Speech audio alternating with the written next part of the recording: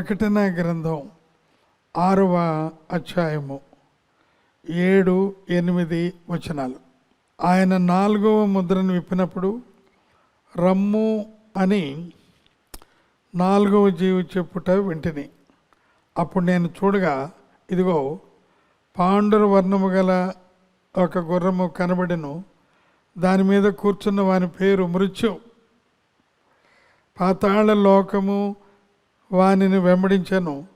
ఖడ్గము వలన, కరువు వలన, మరణం వలన, భూమిలో నుండి క్రూర మృగముల వలనను, భూనివాసులను చంపుటకు భూమి యొక్క 4వ భాగం పైన అధికారము వానికి ఇయ్యబడెను.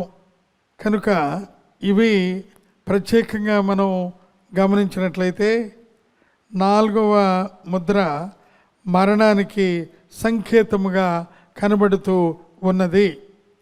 పాండుర వర్ణము లేవి కాండములో కూడా చెప్పబడింది, అనగా కుష్ఠరోగమునకు సాదృశ్యంగా అక్కడ చెప్పబడింది.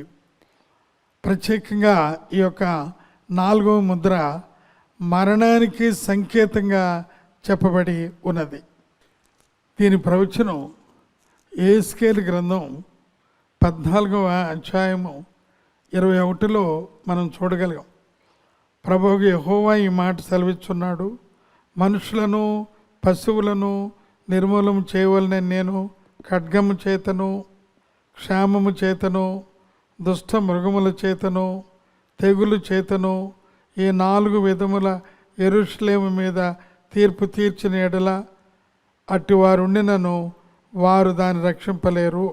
కాబట్టి ఈ మరణము 4 రకాలుగా వస్తున్నట్లుగా ఇక్కడ మనం గమనించాం. ఇవి ఖడ్గము చేతను, అలాగే కరువు చేతను, అలాగే దుష్ట మృగముల చేతను, అలాగే తెగులు చేతను. భూమి మీద ఉన్న 3వ భాగము ఈ రకంగా వారు అంతమవుతారు అని చెప్పబడుతూ ఉన్నది.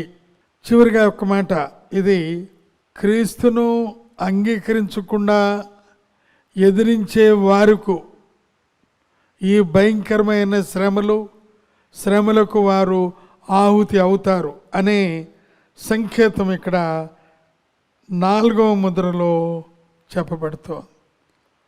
కాబట్టి ఎక్కడ చూసినా మరణం, లోయలో చూసినా మరణం, కొండ మీద చూసినా మరణం, ఈ రకమైన మరణములకు సంకేతంగా ఉన్న అవి కనబడుతూ ఉన్నాయి.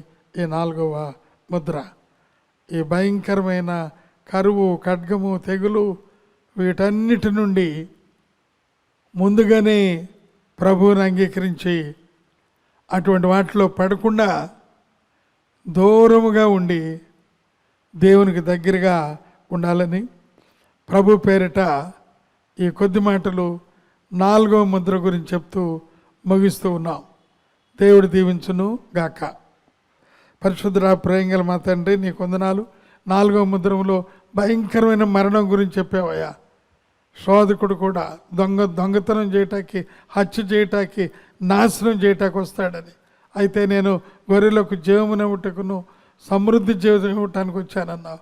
ఆ గొప్ప కృప దయచేయండి. ప్రభు అయిన యేసుక్రీస్తు అతి పరిశుద్ధమైన నామములో అడిగి ఉన్నాము మా తండ్రి, ఆమేన్. తండ్రి, కుమార, పరిశుద్ధాత్మ త్రియేక దేవుని ప్రేమ, కృప, సమాధానం మనందరికీ తోడై ఉండి నడిపించును గాక. ఆమేన్.